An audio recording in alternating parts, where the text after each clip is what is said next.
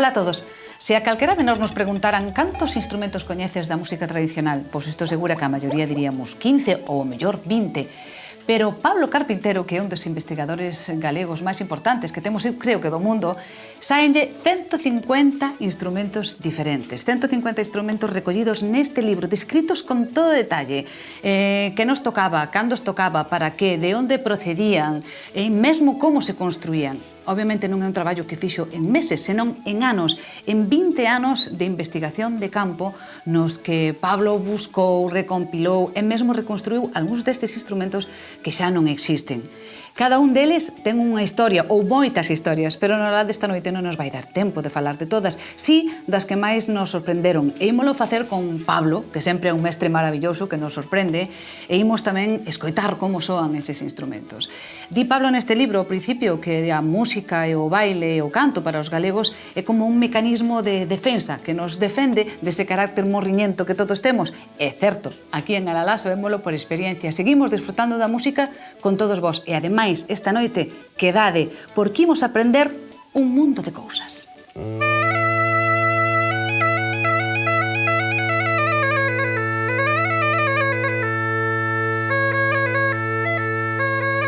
Imos aprender tantas cousas como collen nas case 500 páxinas deste libro e a primeira é que só con botarlle unha ollada xa nos deixa claro que os galegos temos unha riqueza en instrumentos musicais enorme. Unha riqueza que Pablo Carpintero foi descubrindo ao longo de 20 anos, que se di moi pronto, de investigación minuciosa. Andou de aldea en aldea, falando cos músicos, con calquera que lembrase como soaba ou como se construía un instrumento. Pero tamén estudiando os cancioneiros, os dicionarios, buscando nos libros e nas tallas das igrexas as imaxes de instrumentos que xa non existen. E como Pablo, ademais de musicólogo e investigador e doutor en ciencias, pasou todo ese material ás máis de 1000 fotografías, os achados e o coñecemento acumulado polo filtro da súa formación científica, para chegar a conclusións novas e interesantísimas sobre a historia da música tradicional. Tamén lle quedou o traballo que foi durante meses un dos libros máis lidos en lingua galega e recibiu un dos premios máis prestixiosos de investigación e ensaio, o Antón Losada Diéguez. Ata chamou a atención da UNESCO, que elixiu a Pablo para formar parte dun comité de 12 persoas de todo o mundo que escollerán as obras maestras do patrimonio cultural inmaterial da humanidade deste ano. Así que todo isto demostra unha cousa que tamén queda clara neste libro, que a nosa riqueza musical, os 150 instrumentos que describe desde o máis humilde ata o máis evolucionado, forman un patrimonio que ben merecería ese recoñecemento de patrimonio da humanidade. De os 150, con cal te quedas? Eu con cal me quedo? Ui, non sei, ca gaita.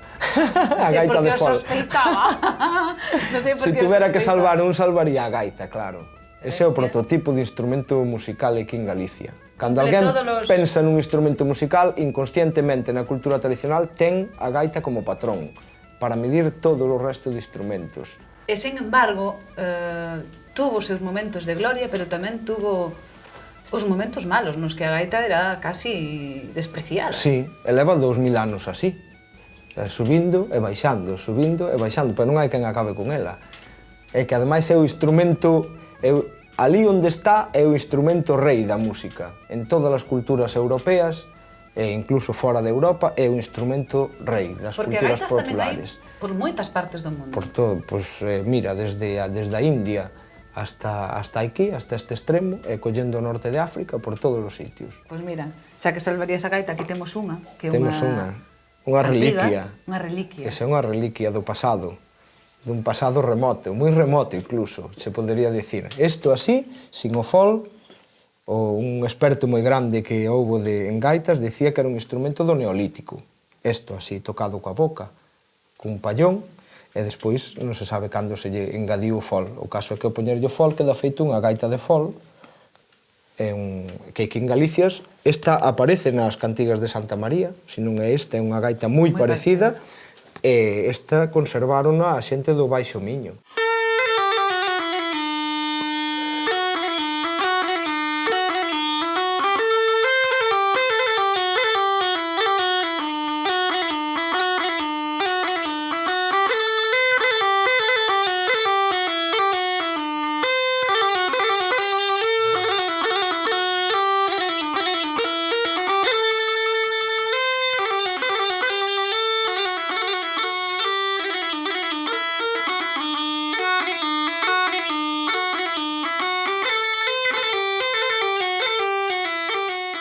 Bueno, os primeiros instrumentos que facían os gaiteiros cos que falamos son moi fáciles de facer. É simplemente colles unha palliña, entón faiselle un cortiño, así, levantas unha lingüetiña, así,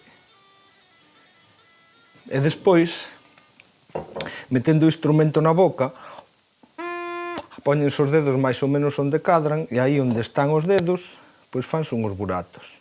Normalmente empezaban con 2 ou 3 buratos os nenos, tocaban así melodías sinxelas, e despois cada vez ibanlle poñendo máis hasta 6. E este instrumento, que é moi sinxeliño, pois supónse que é moi antigo.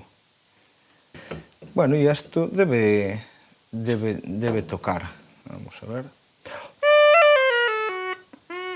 Entonces vaiselle cortando por abaixo para afinalo, máis ou menos.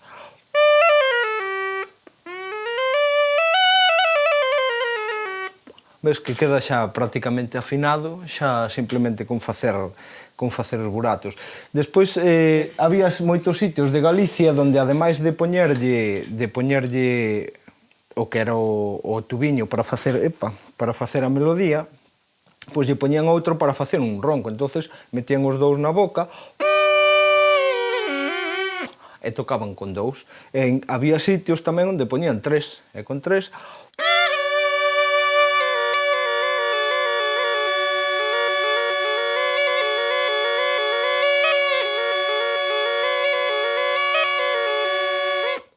Bueno, xa acompaña máis. Estos instrumentos habíaos, bueno, hainos en moitos sitios, non só aquí en Galicia. O caso é que os nenos, cando iban de camiño a ser gaiteiros, empezaban con estos instrumentos tan sinxeliños, despois construíanos de cana, e despois destes instrumentos aos que se lle facía unha lingüetiña así, pois viñeron, estos son máis antigos, viñeron os que levan unha palleta, que se fan igual, é dicir, o que pasa é que o tubo vai cortado por aquí e aquí leva unha palleta que pode ser simplemente feita pois, dun talo de arroz ou dun talo de gramínea, por eso se chaman palletas, porque estaban feitas de palla originalmente.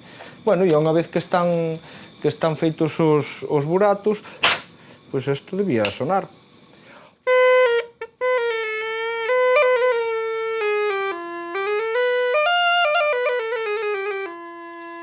Bueno, hai que facelos ben e agora ilos afinando, abrindo máis ou menos os buratos, e así, pois, consíguese instrumentos como estos, por exemplo. Estos levan a palleta que se pode sacar e meter, estos dous son de sabugueiro en vez de cana, pero fanse igual.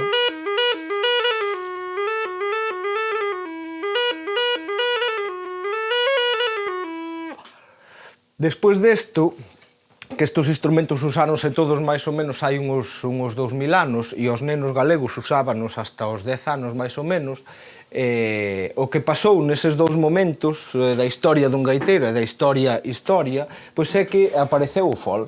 Alguén se lle ocurriu que esos tubos, en vez de soplalos coa boca, era máis cómodo soplalos cun fol, entonces esos tubiños, como este, por exemplo, vedes que é igual que ese, os nenos metíano nun fol. Collían un fol dun cabrito, ou da pelixa dun gato, ou dun can, que tiñan por ali, e metíano. Moitas veces non levaban roncón, o roncón tamén non ten nada de extraño, é dicir, é tamén unha lingüetiña cun tubo que se vacía por dentro con ferro, non leva buratos, é ainda máis fácil que facer cos outros.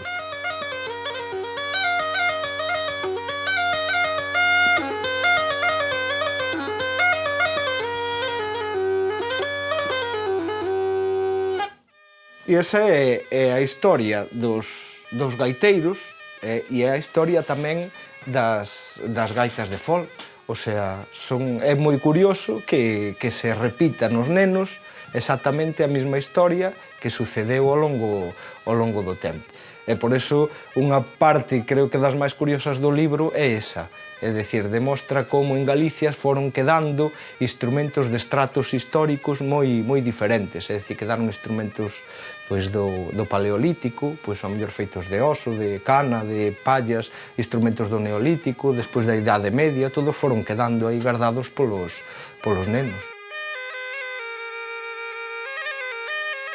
Estas son dúas das moitas cousas interesantes que reflicte o libro. A primeira é que o caso de Galicia é excepcional pola cantidade de instrumentos das distintas épocas históricas que se conservan. E a segunda, que os instrumentos que foron empregando os nenos que ían ser gaiteiros durante a súa aprendizaxe rememoran exactamente a historia das gaitas de fol. E no libro é tan doado entendelo como escoitando a Pablo. Está todo clarísimo. Dos 7 capítulos en que se divide, hai 4 dedicados a describir os instrumentos un a un, clasificados polo elemento que os fai soar. Por exemplo, os que soan empregando aire chámanse aerófonos. Se teñen unha membrana que vibra son membranófonos. E se teñen cordas son cordófonos. Pero antes destes están os idiófonos.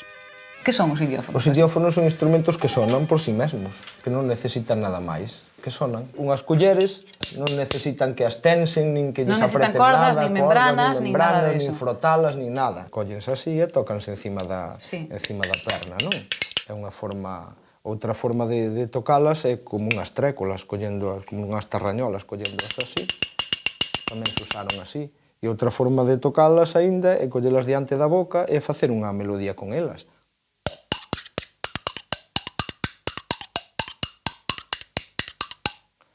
Elas sonan por si mesmos. Un carrizo deste. Este é un carrizo. Este é un carrizo. No libro, con cada un destes instrumentos vas situando no seu contexto histórico e tamén me explicas a procedencia ou en que momento puideron aparecer os primeiros.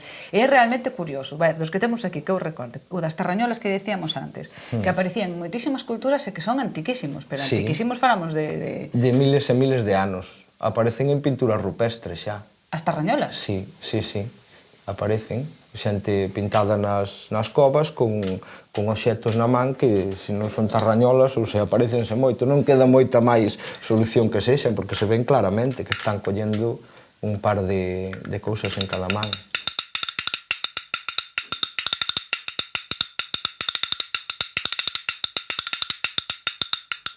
As ferreñas dicíasme que era o precedente un pouco da pandeireta. O que se tocaba antes da pandeireta. As ferreñas teñen unha historia curiosa. Estaban asociados a cultos maternos, a cultos maternais.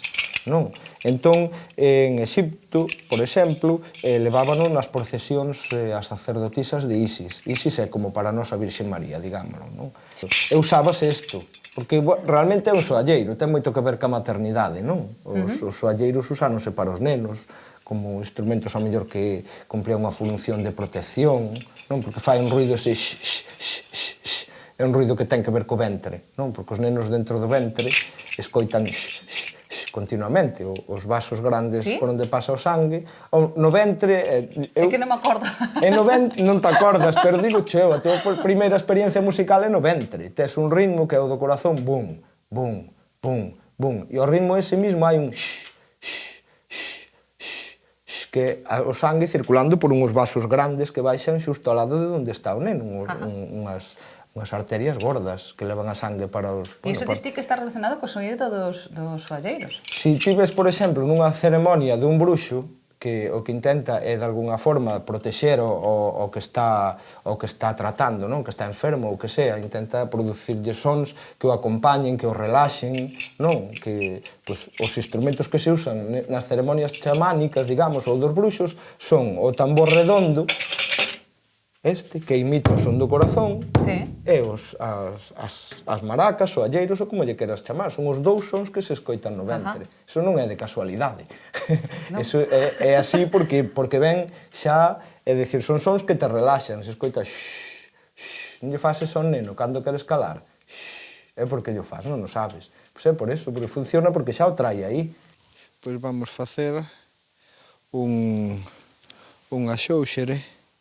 Tamén lle chaman unha grileira, porque metían os nenos os grilos dentro. Entón, hai que coller así os xuncos, uns cantos xuncos longos, e faiselle un mango, faiselle un nudo aquí deste lado. Cortamos isto, e máis isto, así. E agora hai que tecer os xuncos, ábrense así para os lados,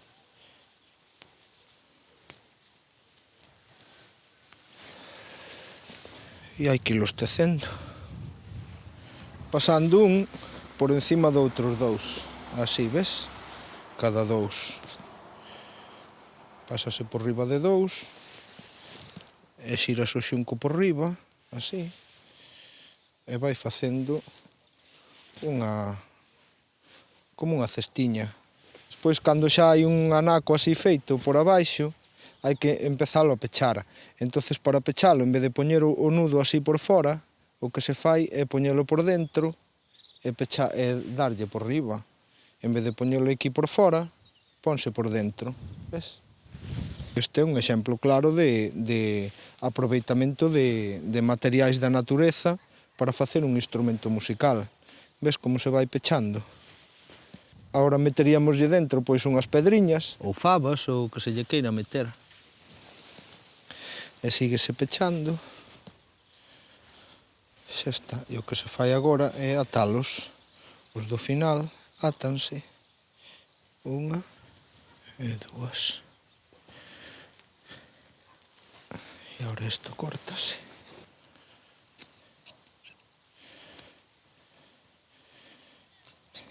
E xa temos unha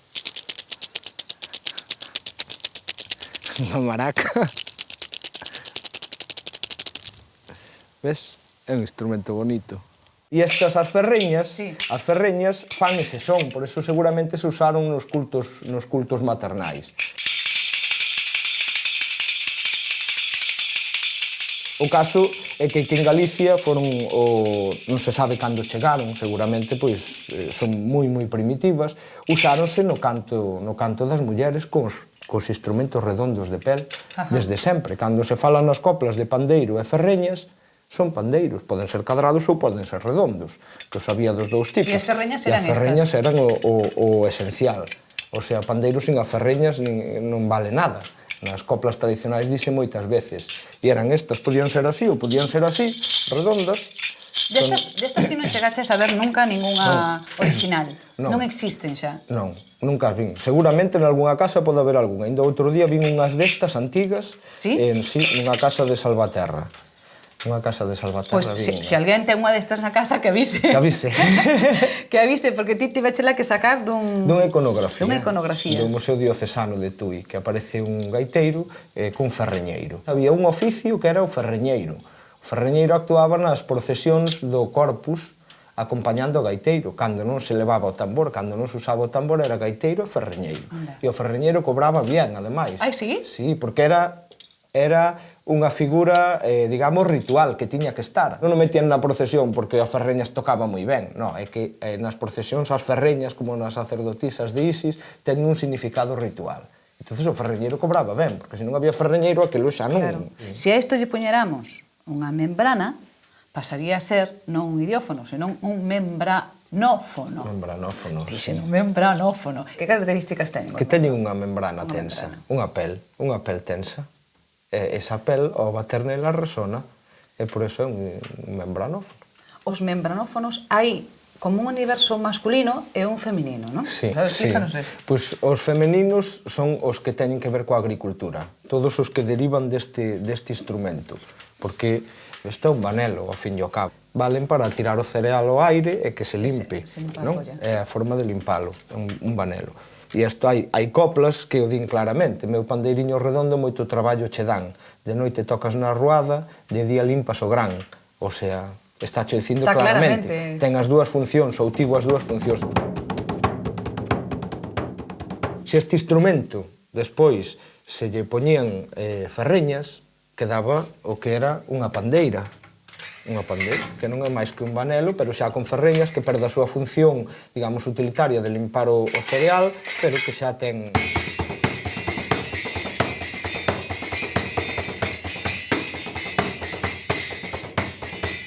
En todo caso, dicías, o primeiro foi o pandeiro redondo, despois a pandeira, e despois a pandeireta. A pandeireta, A pandeireta é unha modernidade, casi.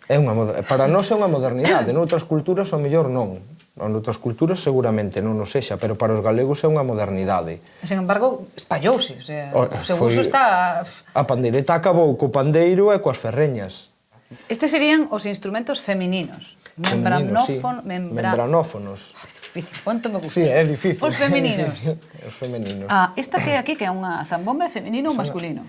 Pois supoño que a poderían tocar os nenos e nenas, é un xoguete. É un xoguete. Levaban os mozos para o Nadal, para acompañar cantos de Nadal. E é un instrumento que se usa en Nadal, porque o Nadal é tempo que ten que ver coa natividade, non? E é un instrumento que ten que ver coa fertilidade, porque o xeito de usalo, xa te das conta, no movimento é sexual. Como di a canción. Untas as mans con saliva ou con allo.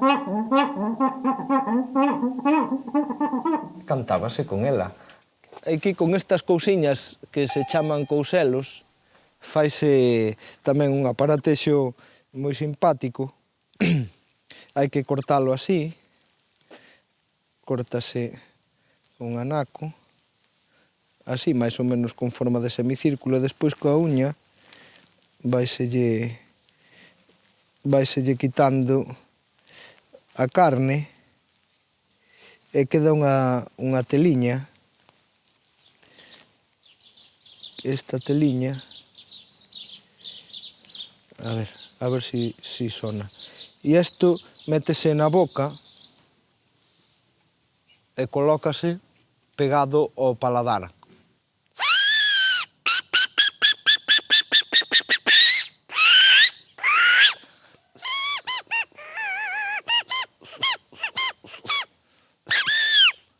O primeiro membranófono era feito nun burato no chan. Eso din.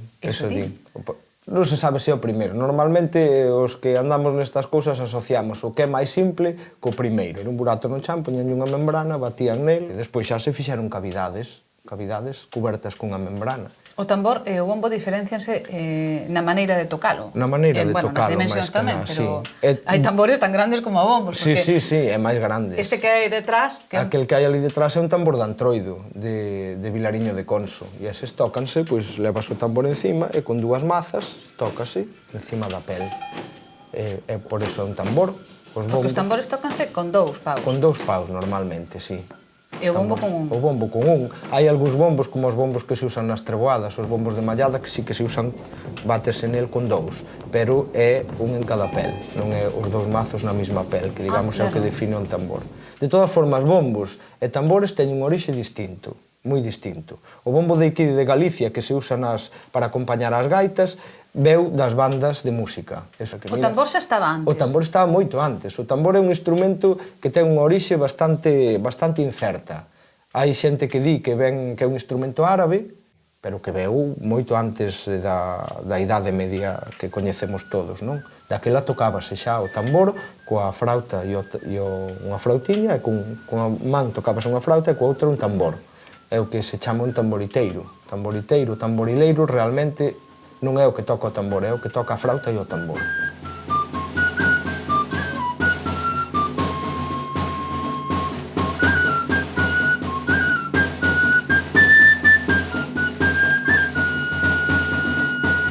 Antigamente, aquí hai iconografías que o demostran, tocábase a gaita acompañada do tamboriteiro. Claro, nos textos aparece gaita e tamboriteiro, pero o tamboriteiro era o que tocaba o tambor coa frauta, non era o que tocaba o tambor só. É dicir, a parella de gaita e tambor que nós coñecemos tan ben é de finais do 17 e desenvolveuse no 18. Non é tan antiga como un pode pensar, non?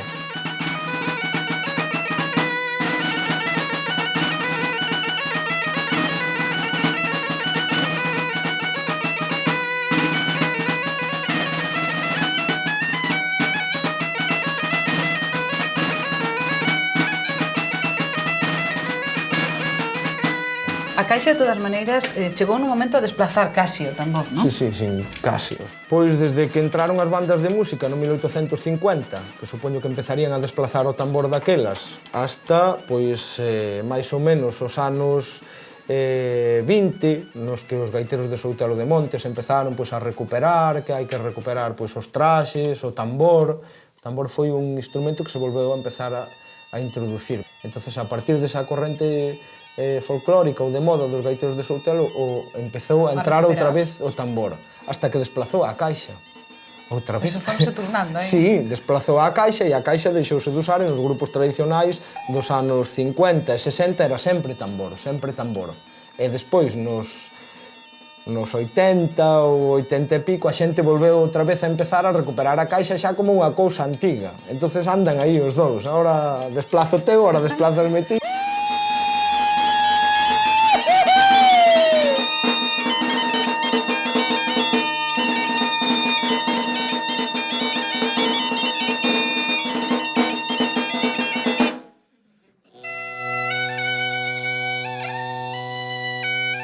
Para descubrir todas estas cousas, Pablo pasou moitas horas falando co que eles chaman portadores de información, é dicir, persoas maiores que lembran o que había cando eles eran cativos.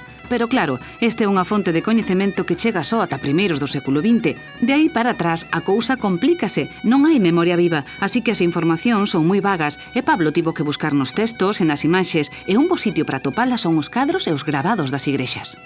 Normalmente busco as igrexas románicas, porque é frecuente que haixa nos capiteis, nos canzorros, haixa instrumentos musicais. Outras veces, outro sitio onde abundan as iconografías musicais é nos coros das catedrais ou das igrexas, como este, por exemplo. E este é un coro en parte especial porque foi tallado por un galego, por Mateo de Prado, no século XVII. Era un home de Sobrado dos Monxes e, polo tanto, é de supoñer que, polo menos, os instrumentos tradicionais que representou, que el que os viu. Un órgano portátil, ves que ten un fole aquí para darlle aire, un tamborileiro de flauta e tambor e un gaiteiro. E aquí está a zanfona. Ademais de centos de fotos, o libro inclúe debuxos que aclaran e completan a información. O deseñador Ramón Marín buscou sobre todo a simplicidade, que os deseños se entendesen a primeira, que nos desen unha idea clara da proporción do instrumento con respecto ás mans, da súa forma e da maneira de suxeitalo. El tamén é músico, e isto, claro, axudou aínda máis a que todo este debuxado con precisión, incluso naqueles casos nos que non había onde copiar, porque os instrumentos en cuestión xa desaparecerán. Por exemplo, unha das ideas que me daba Pablo era o deseño dunha taboleta. Non había ningunha.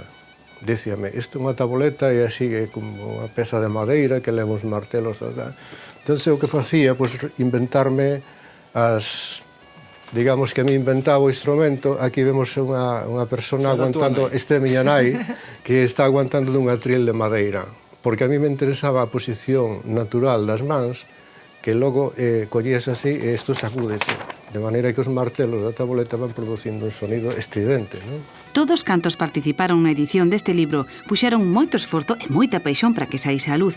Desde Pablo e Ramón ata a editorial, difusora de letras, artes e ideas, ou o proxecto Ronsel para a salvagarda do patrimonio cultural inmaterial galego que fixo posible a súa publicación. Este libro xa tiña que estar feito. Cal é a cuestión? Que, bueno, pois, como é algo que todos vemos con naturalidade, pois non lle prestamos especial atención. A gaita, pois claro, a gaita aí está a gaita, pero igual que a gaita hai outros moitos instrumentos. E faltaba, pois, justamente este traballo de sintetizar, de analizar desde unha perspectiva completamente científica que é o que temos detrás de cada instrumento, cal é a súa evolución no tempo, por que chega a nos como chega, como o queremos transmitir. Bueno, os cordófonos, a palabra di, supoño que son aqueles que levan corda. Cordas tensas, sí. Cordas tensas que son as que vibran e as que producen o son. De todas maneiras, os instrumentos de corda na música tradicional galega tampouco teñen tanta presencia, non? Na de agora non. Sin embargo, noutros tempos sí. Na Idade Media, mira o Pórtico da Gloria, por exemplo. Son todos instrumentos de corda, o sea que debían ter moita importancia. Non sei o que pasou. O caso é que os instrumentos de corda prácticamente se extinguiron. Dos que máis sabían eran o violín, obviamente, e o rabel. O rabel tamén era común? Sí, o rabel foi moi común desde a Idade Media. Este instrumento trouxeron os árabes. Era un dos instrumentos típicos dos que cantaban romances nas rúas, dos que vendían historias. Era un instrumento moi típico de pastores, o sea, foi un instrumento super usado. A mí parece un instrumento precioso. Un instrumento típicamente medieval, pois como a gaita, por exemplo, ten un bordón e ten algo que canta. O bordón son estas dúas cordas que van afinadas nunha altura que che deben para cantar coa voz, e nesta outra corda onde se fai a melodía, solo 4 notas. 1, 2, 3 e 4, poñendo os dedos. Hai que afinalo, eso sí, senón... Eso como casi todos.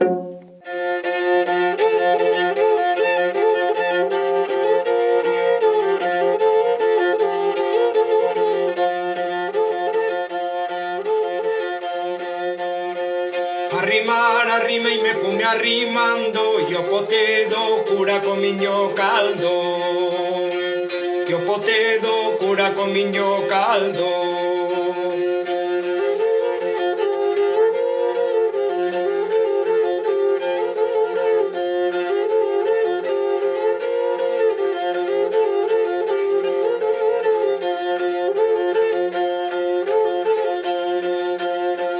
Si queres que vaya aviado o tren, Carmiña bonita, vente ti tamén. Carmiña bonita, vente ti tamén.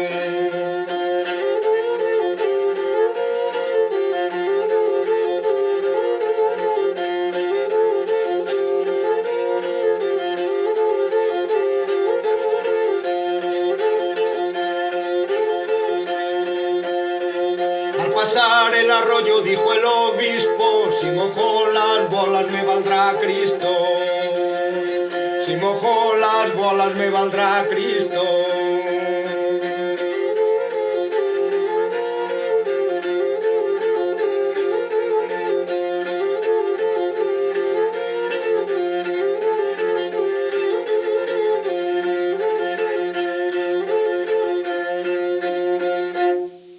Qué bonito é. É bonito, A mí me encanta este instrumento, pareceme precioso.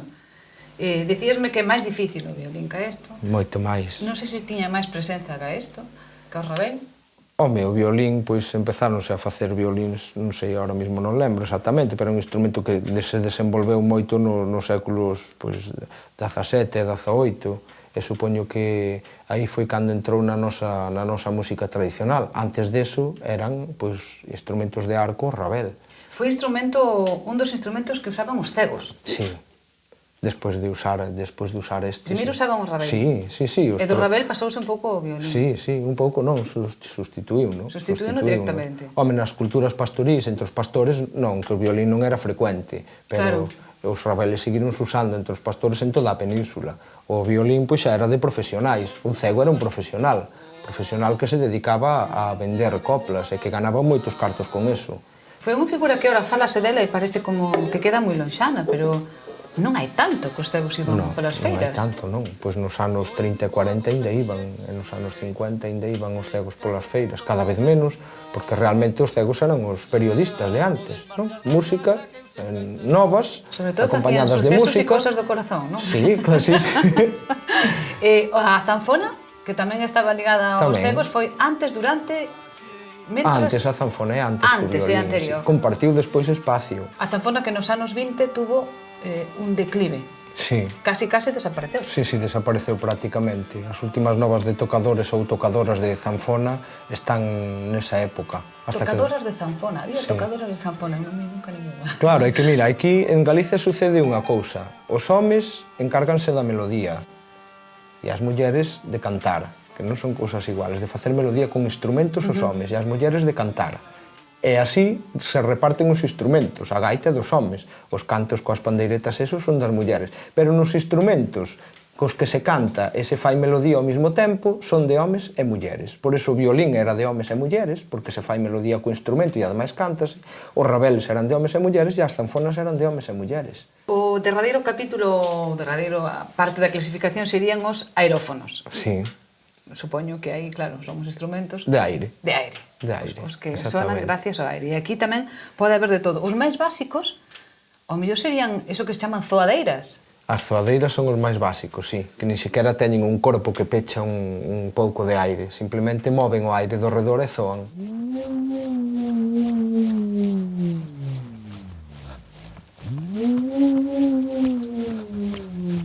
É un dos instrumentos dos poucos instrumentos que si se sabe a súa antigüedade.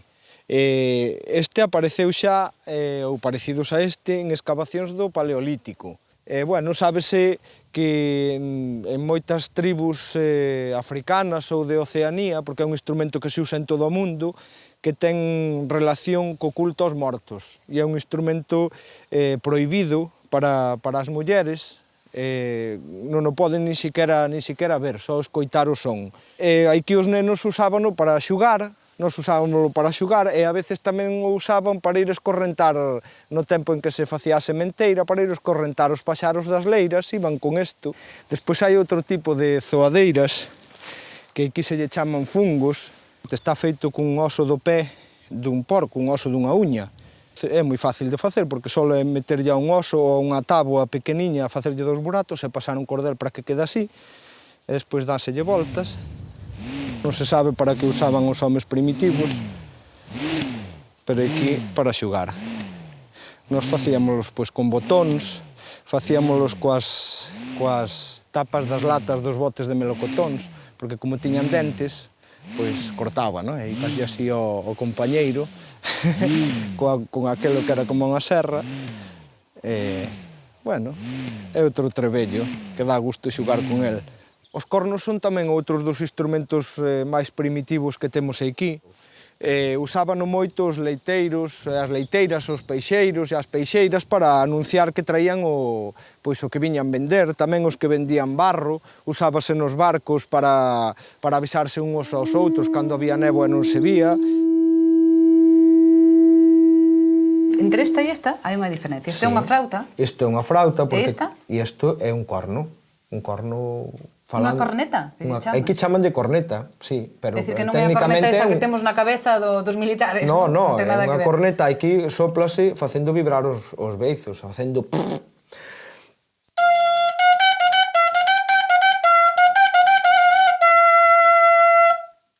Tocaban así, sí, isto saltaselle un ollo por menos de nada. É difícil de tocar, eu non a toco ben ni moito menos. Isto non, isto é unha flauta. Isto é unha flauta, Isto xa é moito máis doce. Isto é moito máis doce, isto é unha flautiña que leva, pois, como calquer flauta, como estas outras que se facían con canaveira, que leva un pico, é dicir, un sitio onde o aire se espeta e soa. Tócame unha con ela.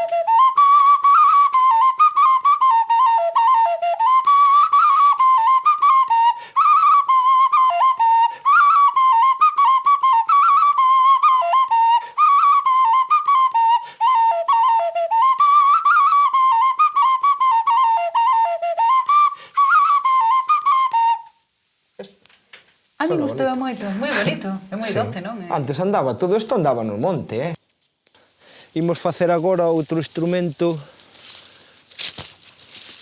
que facían os nenos antes. Chámase un cantagalos, porque imita o son dos galos. Só hai que coller unha poliña de loureiro e córtase un anaco.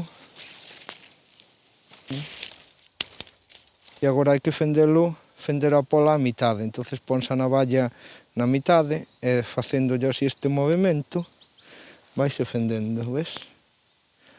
Vaise fendendo pola mitade, así.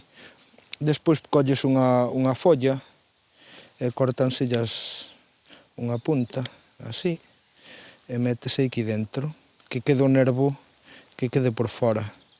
E tírase dela para espetala ben. Entón suxeitase así e córtase o resto da folla. Deixas así e pódenselle limpar un pouquiño os bordes para que cante mellor. E a hora de ver a cantar como un galo, se está ben feito, senón... Incluso con pouco de habilidade, pois pódese tocar algunha melodía, pero bueno, eu xa non teño esa habilidade. Coas bugallas dos carballos, como esta de aquí, bueno, que na miña terra se chaman carrabouxos, agora xa non hai moitas, porque xa caeron casi todas. Con estas bugallas facíanse instrumentos tamén, facíanse asubíos, que tamén son instrumentos moi primitivos. Simplemente se lles facía un buratiño coa navalla, vedes que ten algo mol dentro, e isto despois cun pauciño íbase sacando todo o que hai dentro. E aquí teño un feito dunha bugalla moito maior, chamabanlle coruxas, porque imitan o son dunha coruxa. É como o son dun moucho. E cos aerófonos son os que máis hai en Galicia, son que producen melodía con facilidade e os nenos usábano moitísimo. Facían pois frautas deste estilo ou frautas pínfanos así, frautas traveseiras, que son moi fáciles de facer, só cun ferro quente se fan. Despois todo tipo de gaitas sinxelas, gaitas de palla, todo eso andaba no monte. Os seus nenos, que iban facer? Ali 5 horas pola mañán coidando das vacas. Pois xuntábanse cun amigo que estaba no prado do lado e eu toco isto, ti tocas aquelo, eu raño nunhas cunchas, ti tocas unha flauta, en que iban pasar o tempo, non? Isto xa é outra cousa, isto xa é un avance.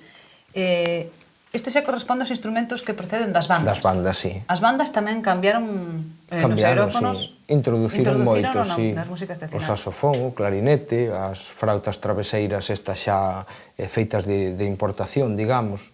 Esta é a versión culta, digamos, desto, de un instrumento tradicional, sona moi parecido.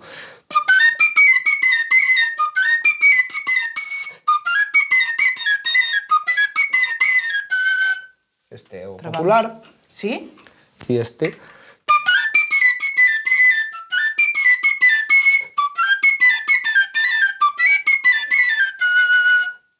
Bueno, sona un poquinho máis limpo, pero... Pouco máis. Pouco máis, Sin embargo, a diferenza de precio é moi considerable. Yo creo. Sí, casi non merece a pena. Os grandes instrumentos aerófonos son, por un lado, esos que proceden das bandas, clarinetes, saxos, pínfanos, frautas traveseiras, acordeóns. Acordeóns. Os acordeóns tamén tiveron o seu momento que o desplazaron casi todo, tamén. Sí, sí, o acordeón botaron a culpa aos gaiteros de acabar coa gaita nos anos 40, 50, 60, por aí. Entre o acordeón e as orquestas e as bandas de música acabouse o montaxe que tiñamos aquí feito, acabouse. Era moita presión. Era moita presión, sí, moita.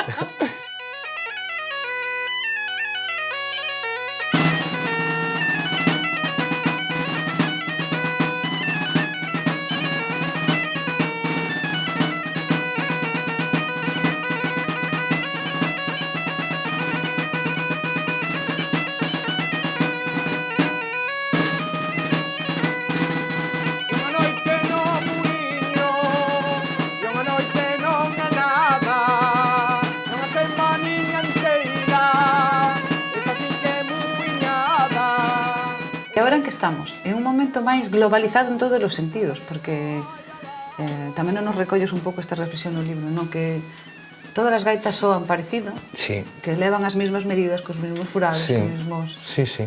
Iso é bo ou malo? Ten dúas caras, como casi todo.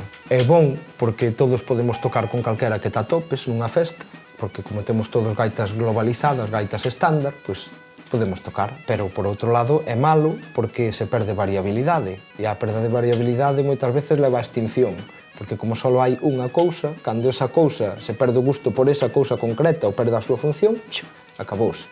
Por todas estas cousas é tan importante este libro porque recolle a enorme diversidade da nosa tradición musical. Os maiores coñecían case todos os instrumentos dos que se fala, pero a xente doxe, como dicíamos ao principio, apenas saberíamos decir 15. De aí que fora tan importante catalogalos e describilos deste xeito, para que non se perdan no esquecemento da historia, na rapidez dos cambios e nesa nebulosa que nos invade chamada globalización. Nas páxinas deste libro queda constancia de que neste pequeno anaco de terra que ocupa Galicia temos unha das maiores riquezas musicais do planeta. Somos afortunados, non vos parece?